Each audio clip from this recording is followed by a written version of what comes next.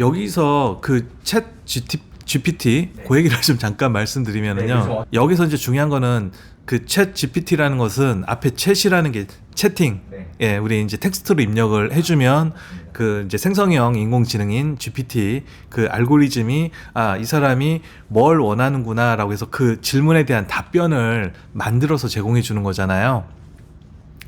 그런데 이제 그거를 지금은 이제 그 우리가 요즘 많이 쓰는 것은 타이핑을 하는 건데 이 기술을 그대로 음성으로 변환시킬 수가 있는 거거든요. 우리가 말하면 음성인식 기술이 음성을 텍스트로 바꿔만 주면 되는 거니까 인공지능 스피커에 그대로 적용이 될 수가 있다는 거죠. 그렇게 돼버리면은 뭐 정말 어마어마한 일들이 벌어질 것 같습니다. 사람처럼 대화도 가능하고 모든 것을 다 창조해주고 그리고 또 그 사람의 지식은 어느 정도 한 분야마다 이렇게 또 정해져 있잖아요. 네. 의사 선생님들도 어떤 분은 이비인후과만 잘하시고 어떤 분은 신경과, 어떤 분은 피부과 전문 이게 있듯이. 네. 근데 얘는 이제 모든 지식을 다 습득한 이제 하나의 인격체처럼 돼 있는 거잖아요. 그렇죠. 근데 이제 모든 답을 다 줄 수 있는 거 요즘 네. 엄청나게 핫하더라고요. 예, 뭐 아직까지는 이제 뭐 완전히 절대적이지는 않지만 네네. 굉장히 그래도 이제 균형 잡힌 답을 제공을 해주고 합리적인 답을 제공을 해주고 있는 것 같고요. 만약에 이게 보편화가 돼서 저의 어떤 습성이나 저의 어떤 기호, 성향까지 얘가 이해하고 있다라면은 굉장히 정말 놀라운 저는 솔루션을 제시를 해줄 것 같습니다. 작가님 그리고 궁금한 게 지금 네. 책 그 표지 있잖아요. 예. 요거 혹시 디자인 그러면 뭐 AI가 한 건가요?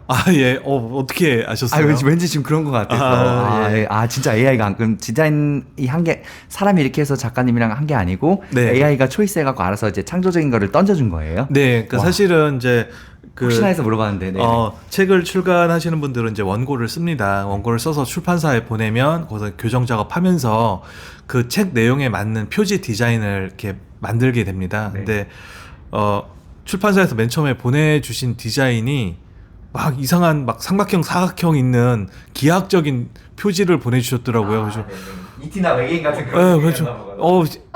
이거는 앰비언트의 내용을 전혀 안 담고 있는 것 같은 거예요. 네. 그래서 좀 다시 해달라고 하니까 그쪽에서 좀 곤란하다라는 좀 이제 표정을 지으시더라고요. 그래가지고 창작이 어려우니까. 예, 그렇죠. 창작이라는 게 쉽지 않잖아요. 그렇죠. 그래서 이제 그 미드전이라는 인공지능이 있습니다. 네. 얘도 이제 생성형 인공지능이거든요. 미드전. 네. 미드전이. 미드전이에요. 예. 그래서 얘가 뭐 미국의 뭐 콜로라도에서 무슨 디지털 아트 페어에서 들어왔어요. 뭐 수상도 했던 그거인데 이제 걔한테 이제 제가 직접 한 건 아니고 이제 지인한테 이런 것 좀 만들어 달라라고 했더니만 이렇게 입력을 했나 봐요. 뭐 앰비언트라는 건 이런 거다. 뭐 해서 이제 그 키워드에 맞는 개념에 맞는 이미지 좀 만들어 줘 했더니만 비슷한 걸 만들어 줬어요. 근데 한 가지 아쉬웠던 부분이 앰비언트에서는 물론 앰비언트 시대도 핸드폰을 쓸 거긴 하는데 핸드폰의 그 비중이 좀 굉장히 낮아지거든요. 그냥 가만히 있어도 알아서 되는 게 앰비언트인데 핸드폰 필요 없죠. 이제 말로 다 하고. 그렇죠. 알아서 다 하고 하니까. 네. 근데 여기에 보면은 어떤 사람이 이렇게 있는데 손에 핸드폰을 들고 있는 거예요. 그래서 손에 있는 핸드폰을 좀 없애줘. 뭐 그런 식으로 해서 한 두세 번 이렇게 수정을 했더니만 이미지를 보내주더라고요. 그래서 이제 사람들한테 이거 어떠냐 했더니만 이거 뭐 SF 영화 같다라고요. 그래가지고 이거 반응이 좋아서 이걸로 결정을 하게 됐습니다. 제가 사실 이 책을 접하게 된 계기가 네. 저 겉에 표지 보고 골랐거든요.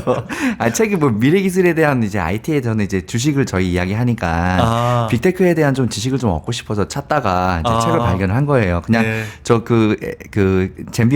앰비언트라는 제목하고 저 미래 기술적인 반짝이는 저거 하나 보고 저 책을 사가고 읽은 거거든요. 그러니까 뭐 제 조카도 그렇고 주변 사람들도 네. SF 영화 포스터 같다라고. 네네. 그래서 그냥 표지만 봐도 좀 읽어보고 싶다라는 생각이 든다라고 와, 얘기하더라고요. 근데 이게 AI가 만든 거예요. 네네네.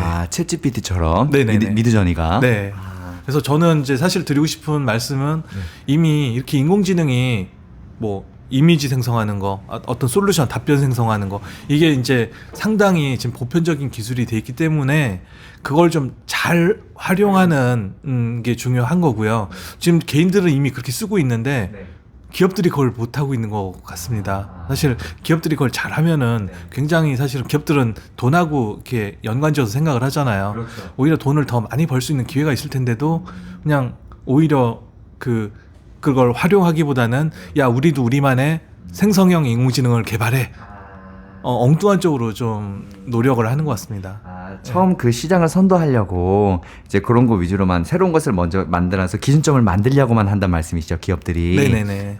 자기들이 모든 기술을 다 확보해서 하려고 그러는데 그렇죠. 그게 자기들이 마음대로 컨트롤할 수 있으니까요, 그렇죠. 시장을. 예. 그런데 저는 그것보다는 남이 만든 기술이라도 먼저 가져다가 시장을 먼저 잡고 동시에 기술들을 이제 개발해 나간 다음에 안 그러면 계속 의존해야 되잖아요. 맞아요. 예. 그래서 어느 시점에는 자기네 기술을 갖다 쓰는 그런 구조로 가는 게 맞다라고 생각을 하는 거죠. 기업들의 성향이 아무래도 좀 보수적인 게 좀 아쉽단 말씀이시죠. 네네, 그렇죠. 네, 알겠습니다.